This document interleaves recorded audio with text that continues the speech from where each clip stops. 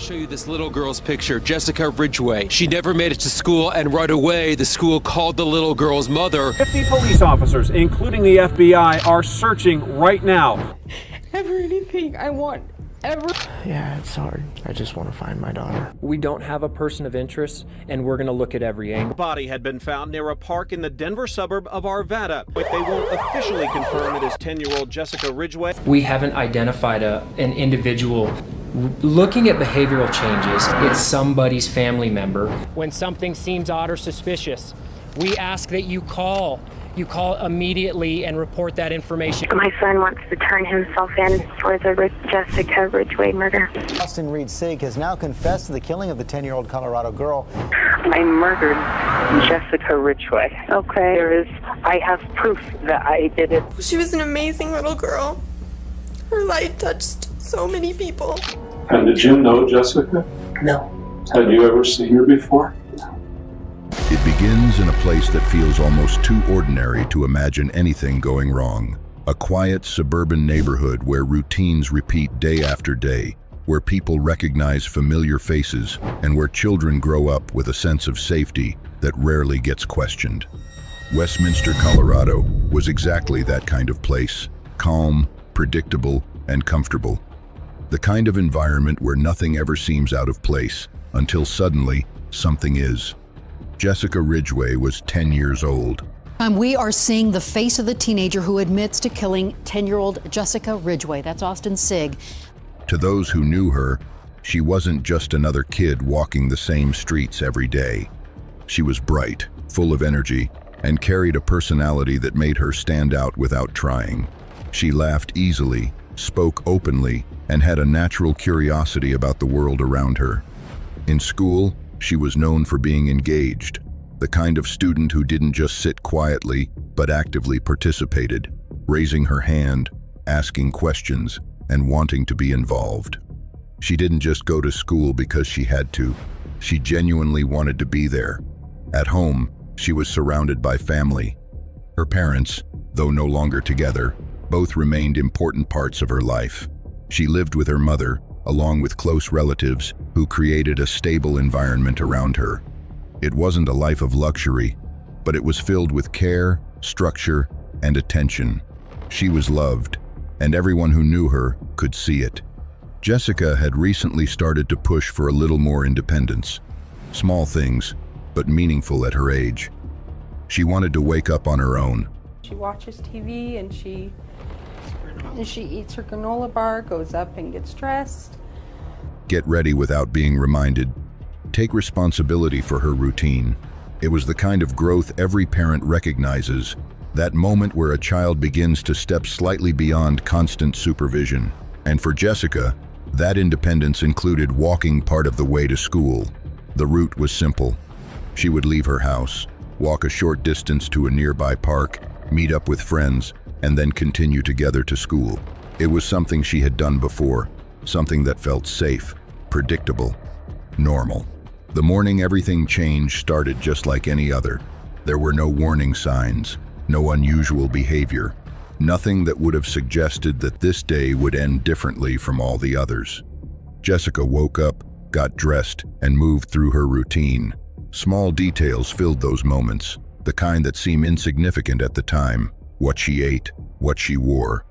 The brief interactions with family before walking out the door, ordinary things that only later would be replayed again and again. She stepped outside and began walking. The air was cool, the neighborhood quiet in that early morning way where everything feels still but alive at the same time. Cars occasionally passed, doors opened and closed as other families started their day. It was a scene that looked exactly like it always did. Jessica headed toward the park. It was only a short walk, a path she knew well, a routine she trusted, but she never made it there. At first, no one realized anything was wrong. Her friends waited for her at the usual meeting spot, expecting her to show up any moment.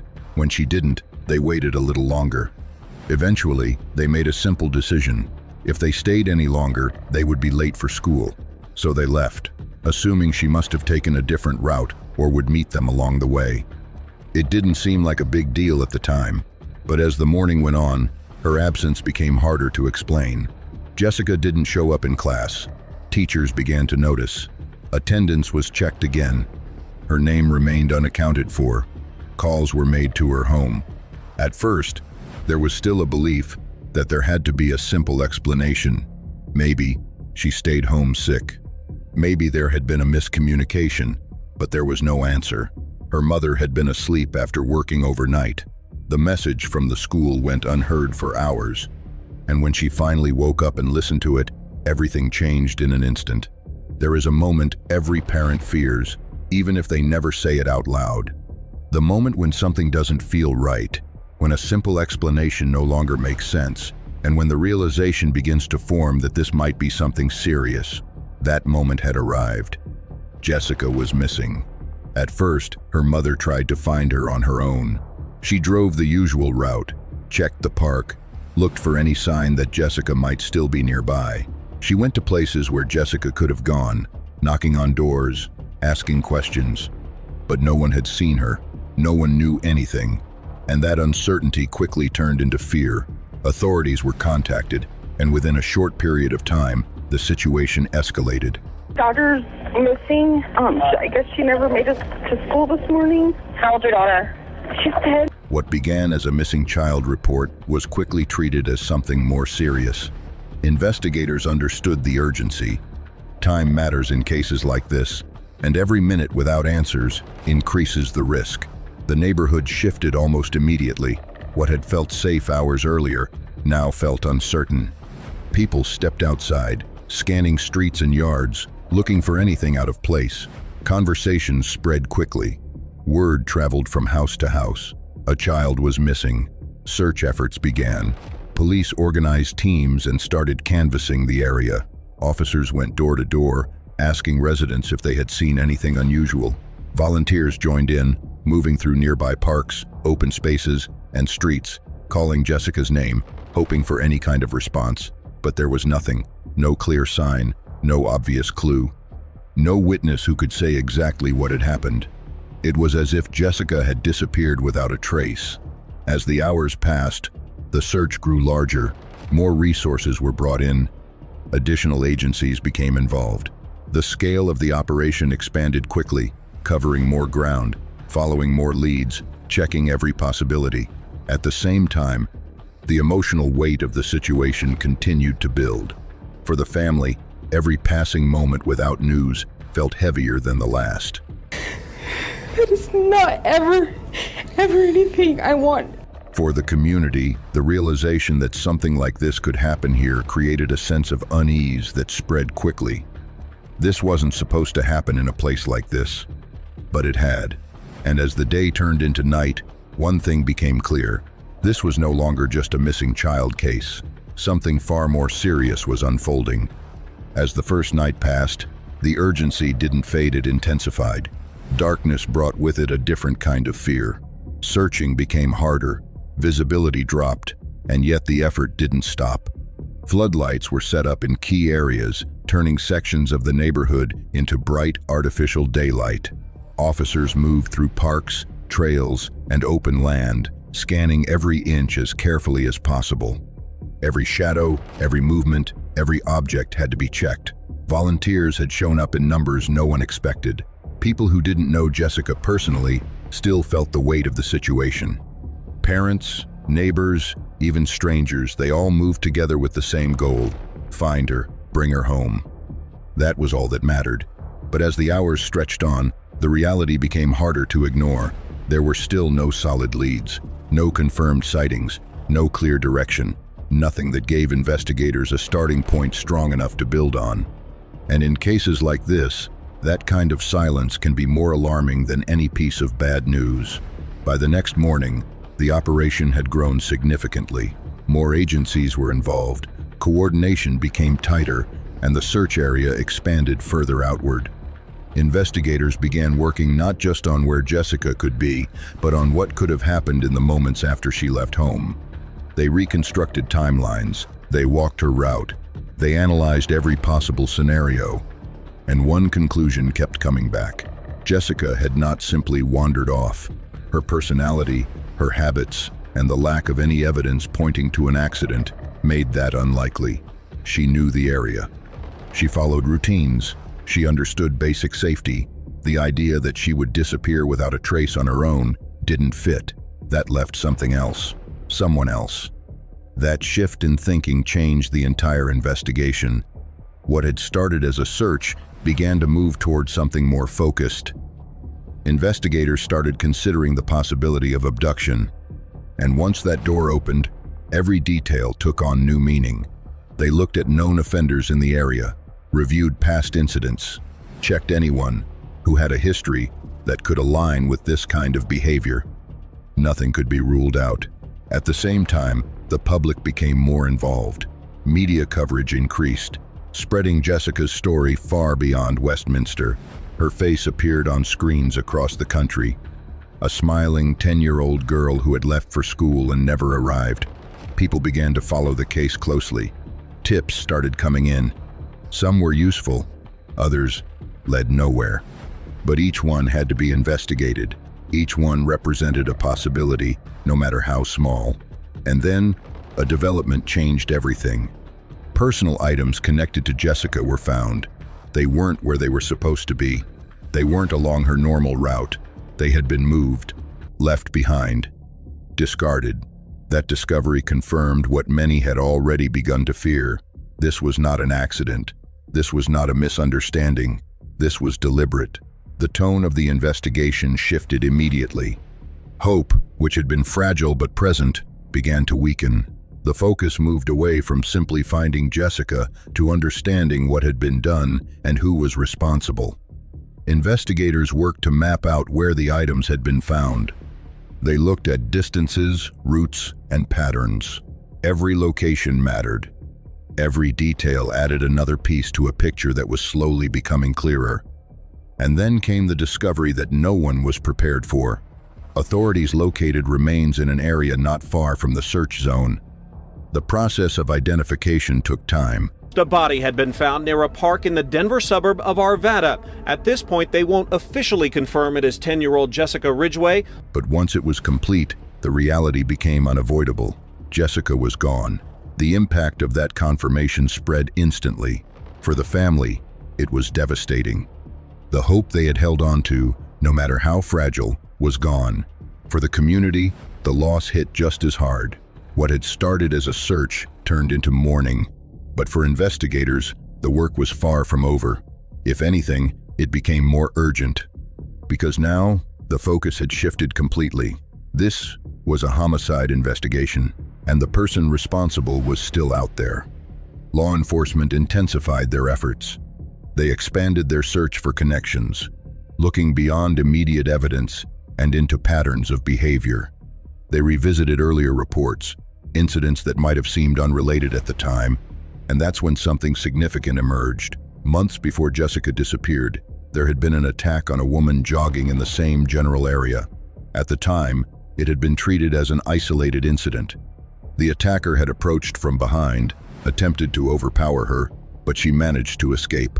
It had been frightening, but it had not been connected to anything else. Until now.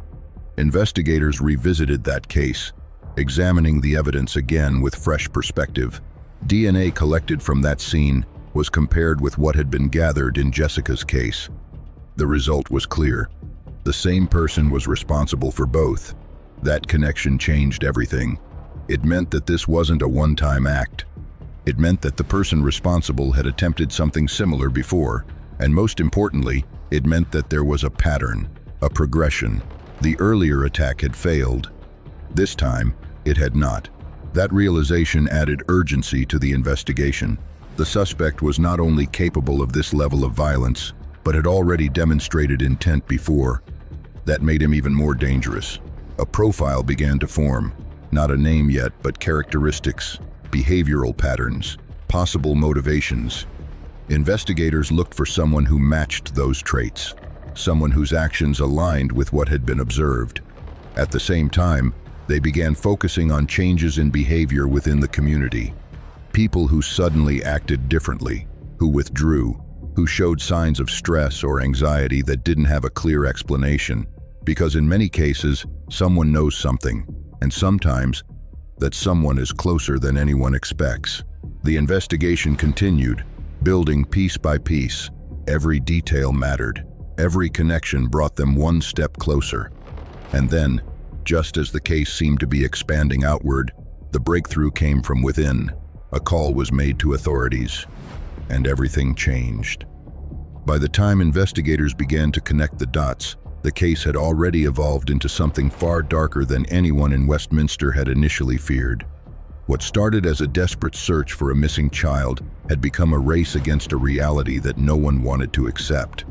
The discovery of Jessica's belongings had briefly reignited hope, but that hope had been fragile from the beginning.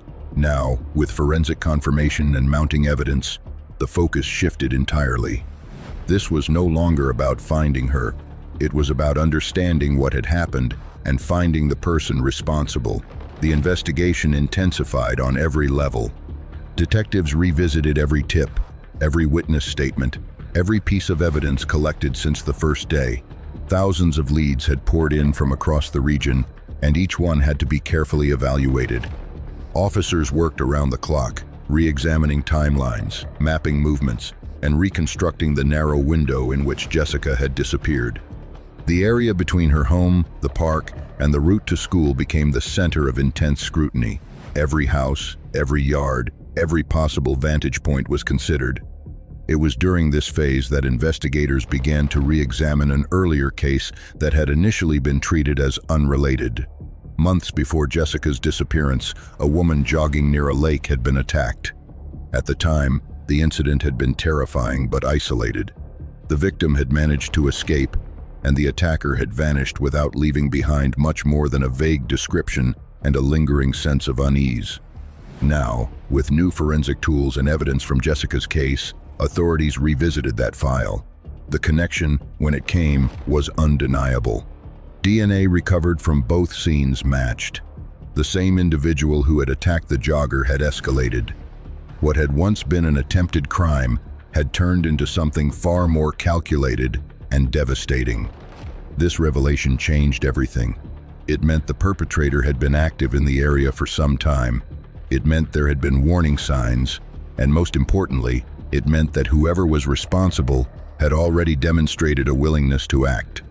With that knowledge, the urgency of the investigation reached an entirely new level. Authorities expanded their search criteria, focusing on behavioral patterns rather than just physical evidence. They began looking for individuals who had shown sudden changes in routine or demeanor. They're looking for abnormal behavior, changes in someone's behavior from Jessica's disappearance last Friday. Someone who might have withdrawn from social circles. Someone who might have altered their appearance, their habits, or their daily movements in the days following Jessica's disappearance. Community members were asked to pay attention to the people around them. It was an uncomfortable request, one that forced neighbors to look at each other differently. The idea that the person responsible could be someone familiar, someone who lived nearby, someone who blended in was deeply unsettling. But investigators were clear. In cases like this, the answers often weren't far away. Meanwhile, forensic teams continued to process evidence from multiple locations tied to the case. Each discovery added another layer to the growing picture. Patterns began to emerge. Movements could be traced. The randomness that had initially defined the crime started to fade, replaced by something far more deliberate. This wasn't a spontaneous act. It was something that had been thought about, planned, and carried out with intention. As days passed, the weight of the investigation pressed heavily on everyone involved. Detectives knew that time was critical. The longer the case went unsolved, the greater the risk that crucial evidence could be lost or overlooked. At the same time, they had to be meticulous. One mistake, one overlooked detail, could compromise everything. The community, too, was living in a state of tension. Daily routines had changed. Parents no longer allowed their children to walk alone. Parks that had once been filled with laughter now felt different, quieter. Conversations that once centered around ordinary life now revolved around safety, fear, and the search for answers. Jessica's absence was felt everywhere. Despite the growing pressure, investigators remained focused. They understood that cases like this required patience as much as urgency. Every lead, no matter how small, had to be followed.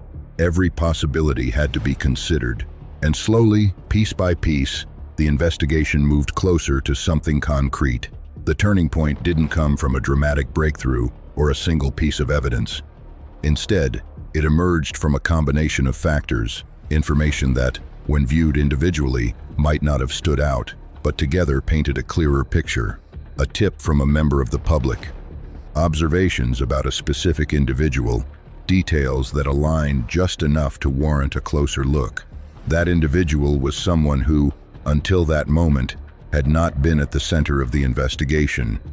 On the surface, there was nothing immediately alarming, no obvious signs that would have drawn attention in the early stages. But as detectives began to examine the details more closely, inconsistencies started to appear.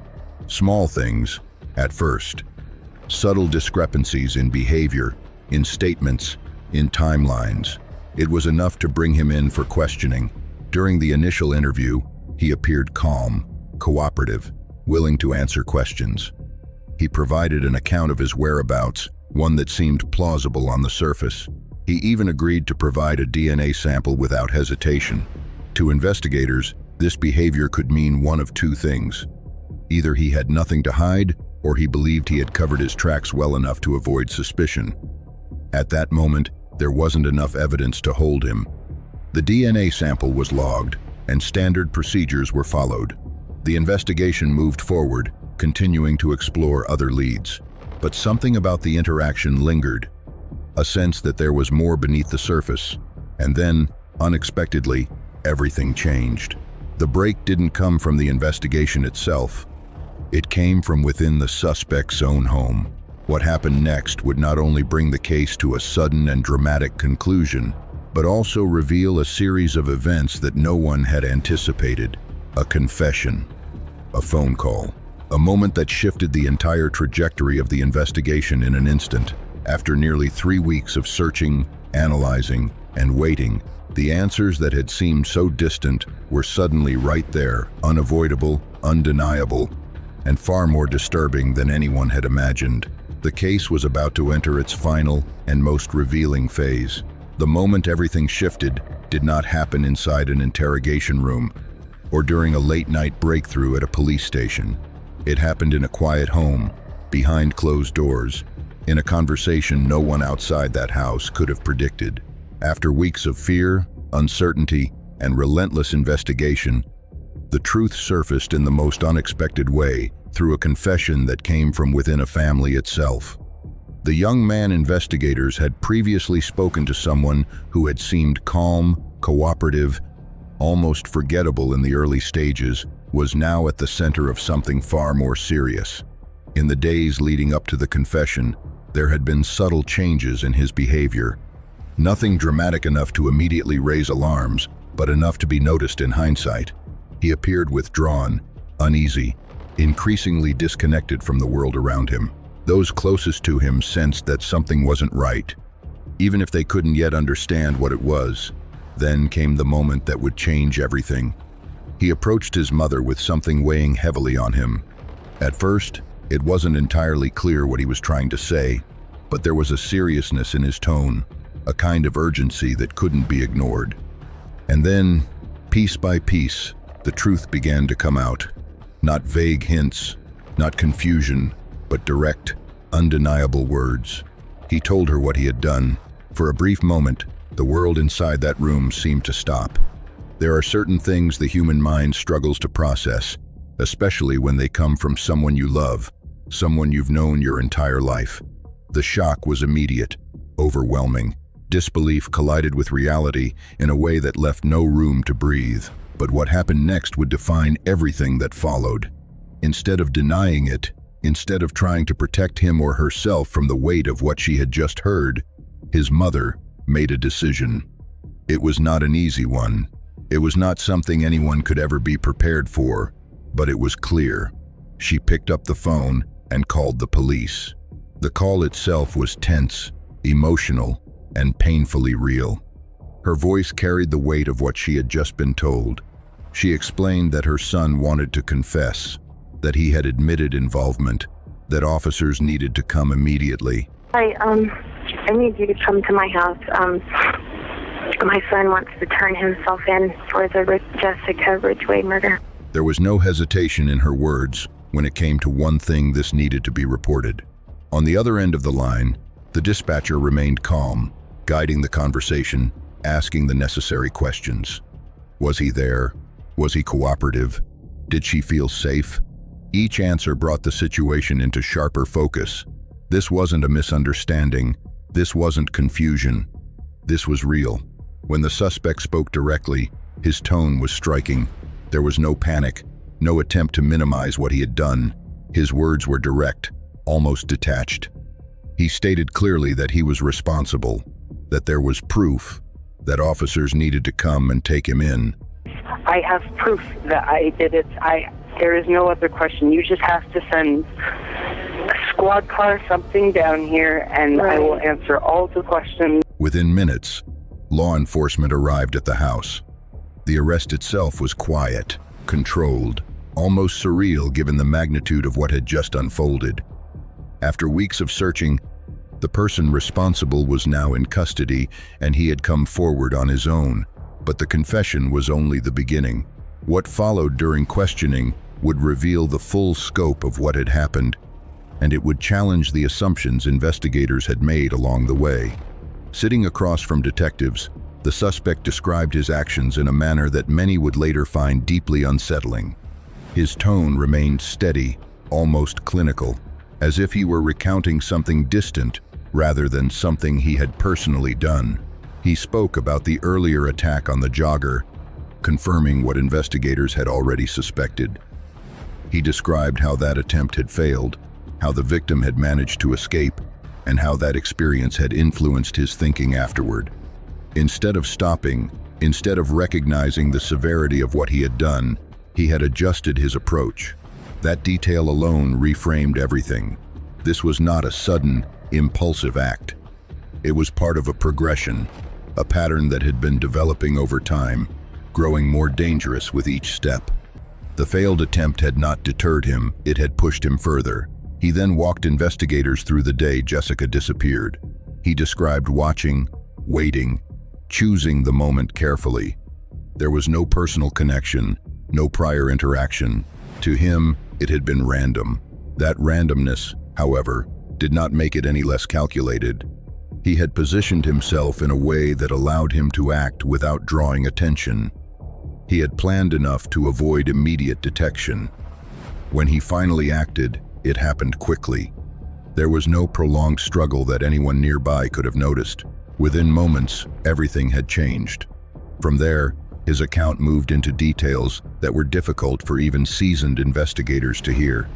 The sequence of events inside his home, the decisions he made, the steps he took afterward, it all painted a picture of something far more deliberate than anyone had initially hoped. Equally disturbing was what came after. He described efforts to conceal what he had done, not in a frantic, panicked way, but with a level of thought that suggested preparation. He had taken steps to avoid detection, to remove evidence, to ensure that what had happened would not be easily traced back to him. These were not the actions of someone acting purely on impulse. They were the actions of someone who had considered the aftermath in advance. As investigators processed his statements, they began to verify each detail. Evidence recovered from multiple locations aligned with what he described. Physical findings inside the home, traces left behind, items connected to the case, all of it matched. The confession was not only consistent, it was supported by the evidence. Then came one of the most shocking revelations of all. When detectives reviewed earlier stages of the investigation, they discovered that the suspect had already been on their radar. He had provided a DNA sample during initial questioning. At the time, it had not raised any alarms. The results had not flagged him as a match, but upon closer examination, something was wrong. The sample had never actually been processed. An administrative failure, something as simple as a mishandled piece of evidence, had resulted in the sample being logged but not tested. The envelope that should have contained results had come back empty, Not because he was cleared, but because the analysis had never been completed. It was a mistake that had cost valuable time. Once the error was identified, a new sample was tested immediately. This time, the result was definitive. It matched evidence from both the earlier attack and Jessica's case. The connection was now undeniable. Everything had come together. The suspect's confession, the forensic evidence, the timeline, the behavioral patterns, all of it pointed to the same conclusion. After weeks of searching for answers, the investigation had reached its turning point. But even with the case now solved, the story was far from over. Because the question that remained, the one that lingered in the minds of investigators, the community, and everyone who followed the case, was not just how this happened, but why. And the answer to that question would lead into the final chapter of the story. Even after the arrest, even after the confession, and even after every major question had seemingly been answered. Think of. And did you know Jessica? No. Had you ever seen her before? The weight of what happened did not lift. In many ways, it became heavier. Because once the search ends and the truth is known, what remains is something far more difficult to process: the reality that nothing can be undone. The case moved into the legal phase. But for those closest to Jessica, the idea of courtrooms, charges, and procedures felt almost secondary. No outcome, no sentence, no decision could ever restore what had been taken. Still, the process mattered. It was about accountability. It was about making sure the person responsible would never have the chance to harm anyone again. Prosecutors built their case with overwhelming evidence. The confession alone was powerful, but it was far from the only element. Forensic findings, recovered items, digital traces, and the clear connection to the earlier attack all formed a structure that left little room for doubt. This was not a case built on speculation. It was built on facts, each one reinforcing the next. The defense attempted to shift the narrative.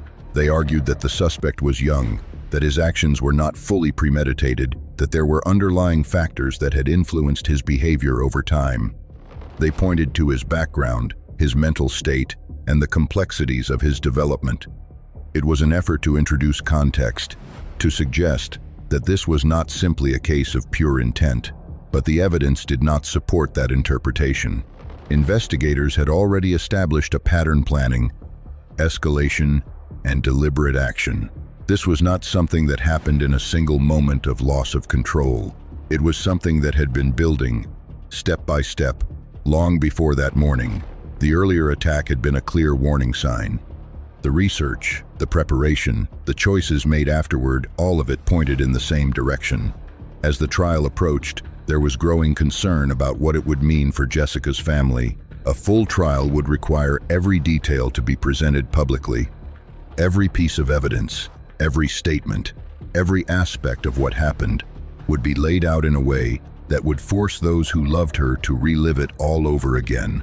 I don't think that the defendant has the right to hear how he affected me, my family. Then, in a move that surprised many, the defendant changed his plea. He chose to plead guilty. There was no dramatic moment, no extended statement, no attempt to explain or justify his actions in court. The decision was made quietly, almost abruptly, especially given the scale of what he had previously denied. For many, it felt like an acknowledgement of what had been clear from the beginning. For others, it raised even more questions about his mindset. But for Jessica's family, it meant something important. It meant they would not have to sit through a full trial. They would not have to hear every detail presented in open court. It spared them from a process that could have extended their suffering even further. The sentencing that followed was direct and decisive. The court made it clear that the severity of the crimes demanded a response that reflected their gravity. Despite the defendant's age at the time of the offense, the sentence ensured that he would spend the rest of his life behind bars. There would be no opportunity to return to society, no second chance. The judge emphasized one central point: public safety. The actions that had been carried out were not only devastating, they were calculated and extreme. The only way to ensure that nothing like this could happen again at the hands of the same individual was permanent confinement. Throughout the proceedings, one thing stood out. There was no visible remorse, no emotional reaction, no apology that carried weight, no acknowledgement that matched the scale of what had been done. For many, that absence was as unsettling as anything else. It left a silence in the courtroom that words could not fill. Jessica's family, on the other hand, chose a different approach. Rather than focusing on the person responsible, they focused on her, on who she was, what she meant to them, and the impact she had on everyone who knew her. They made it clear that, moving forward, their energy would not be spent remembering the person who took her life, but the life that was taken. And that decision shaped everything that came after. In the years following the case, Jessica's memory did not fade. It remained present not only within her family, but within the entire community. People who had never met her still remembered her name, still thought about what happened, still carried a piece of that story with them. Efforts were made to turn that memory into something meaningful. Spaces were created in her honor. Places where children could play, where families could gather, where the sense of safety that had once been shaken could slowly begin to return. These were not just memorials. They were reminders of who she was and of the importance of protecting what matters most. Her family found ways to keep her presence alive in their daily lives. They spoke about her openly. They shared stories, memories, small details that might seem ordinary to others but meant everything to them. The sound of her laughter, the way she approached the world, the energy she carried into every room she entered. Grief does not disappear. It changes. It becomes something that people learn to live with, something that reshapes the way they see everything around them. For Jessica's family, that process was ongoing. There was no final moment of closure, no point where everything suddenly felt okay again, but there was movement. There was the decision to keep going, even when it felt impossible, to continue building a life that included her memory, rather than trying to move on without it. To find meaning in the way she was remembered, in the way her story impacted others. And in that sense, her story did not end with what happened. It continued in the lives she touched, in the awareness that was raised, in the changes that followed, in the quiet, everyday moments where her name was spoken and her presence was felt. Some stories stay with you because of the darkness they contain. Others stay because of the light that remains despite it. Jessica's story is both. It is a reminder of how quickly everything can change, of how important awareness, attention, and action can be. But it is also a reminder of something else, something just as important, that even in the face of unimaginable loss, people still find ways to remember, to honor, and to keep moving forward. And that, in the end, is what ensures that she is never truly gone.